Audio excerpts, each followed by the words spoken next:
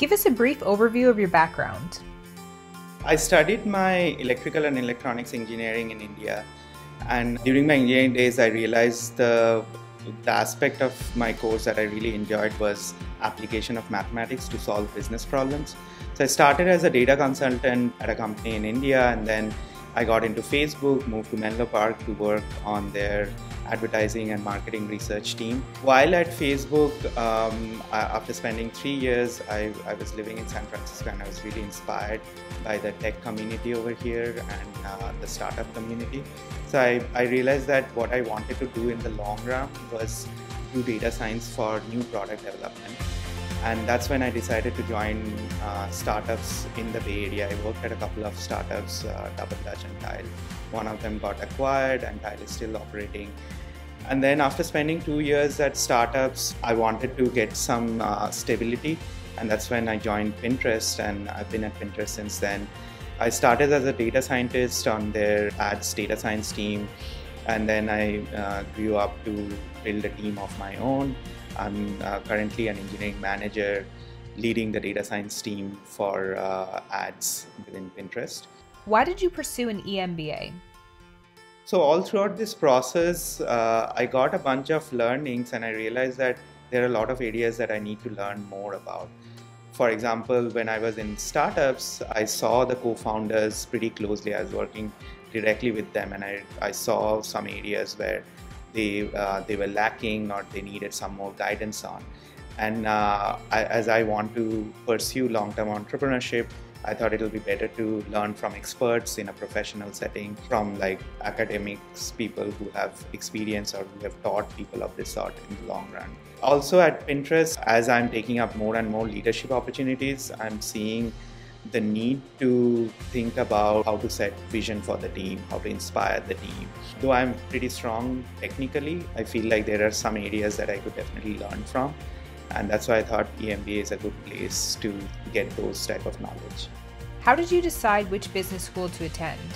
Yeah, that's a very good question. I wanted to apply or do a program only in schools in the Bay Area, and the top 2 schools in the Bay Area currently are Haas from Berkeley and the Wharton's SF campus.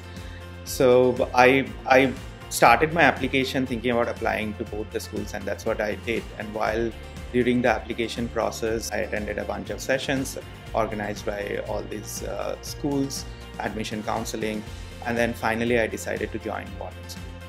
How did you know that Wharton was the best fit for you? So during the admission counseling sessions that I attended in both the schools, I got to learn about some of the things that these schools are strong at. And I saw that some of the areas like Wharton's MBA course is very quant heavy, and since it's known for its finance program, which requires a lot of quant application, and they're also known for their analytics school. So that's one of the areas that I want to pursue my long-term career in. So I wanted to pick a program that was quant heavy, and Wharton seemed like a good choice for it. Haas definitely had a lot of good things to offer, like they are known for their economics department, and that's also an area that I wanted to explore. But then when I was attending some of the classes, because both the schools allow you to attend classes if you are an applicant for their programs, I saw that the Wharton's program, or at least I found the Wharton's classes were more engaging. The professors really made it a point to connect with the students and keep them really active. So for me, it felt like Wharton was the right place for me to continue my EMBA. What was the application process like?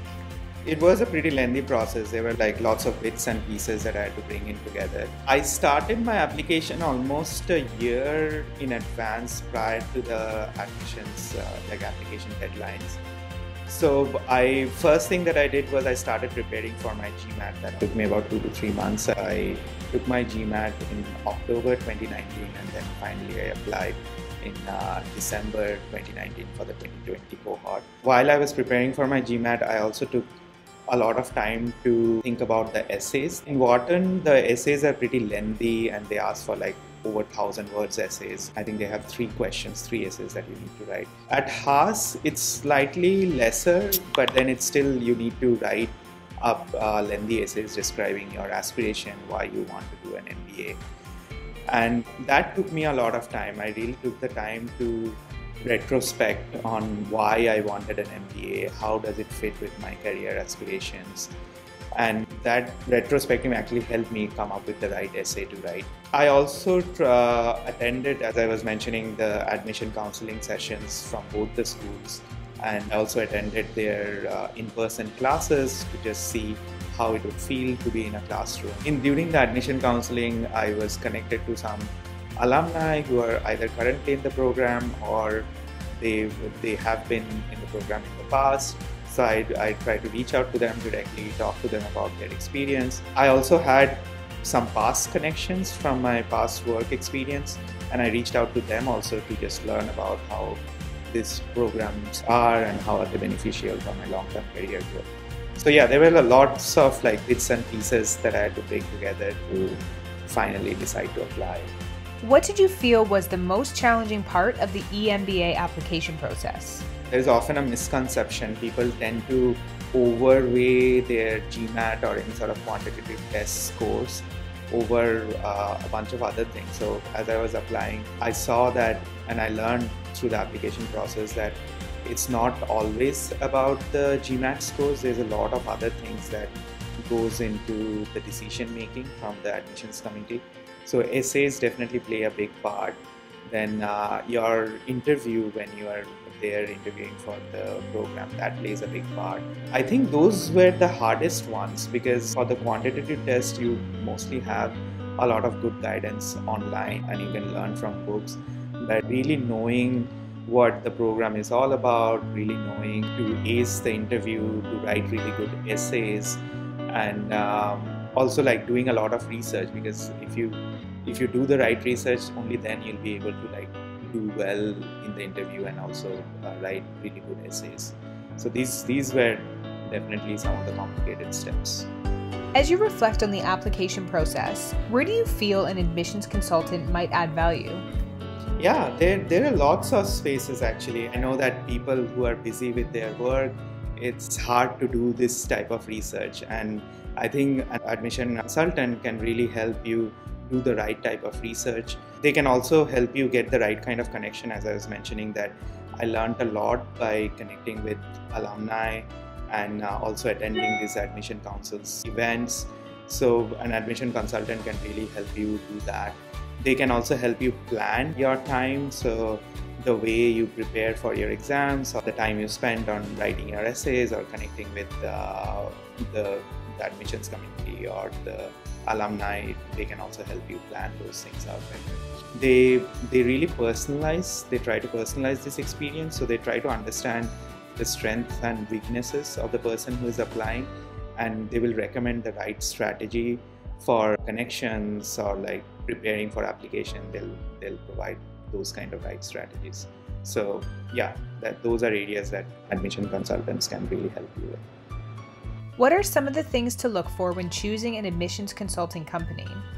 I think personalization, admission consultants who can really connect with you and can really understand your needs and help you in the right way that you need help from. I think that's one of the things that I would want to look in admission consultants, so that it's really a personalized experience. You would want to look at how well they are connected to different aspects of this program, how well they are connected to admission committees, how well they are connected to other alumni, so that they can help you connect with them. Also, some general understanding, how good they would be in terms of helping you plan your activities, how good they would be with connecting you to the right places, helping you do the right research. I would want to look for those when I'm trying to pick an admission consultant. What advice do you have for people considering an eMBA? The general advice that I tend to give to any applicant for MBA or general eMBA is really think about how this program is going to fit with their long-term career goals. This MBA is probably one of the most expensive programs or degrees that you'll ever get. And eMBA, there's a saying that it's probably the last degree that you're going to get. There isn't any other degrees that you'll get after this. So really take your time to retrospect on why you want to do this program, what kind of things you would want to learn, and then try to find the right schools that are offering the things that you want to learn. A lot of the times people tend to not look at the programs or the courses that these schools are offering. They tend to just go with the brand value of a particular school. That I would not recommend people doing, because there are lots of great schools and each of these schools specialize in their own areas. I would want the applicants to really think about what they want to get out of their career in the long run and see how a school best fits their needs and fits the need of the industry that they want to be in.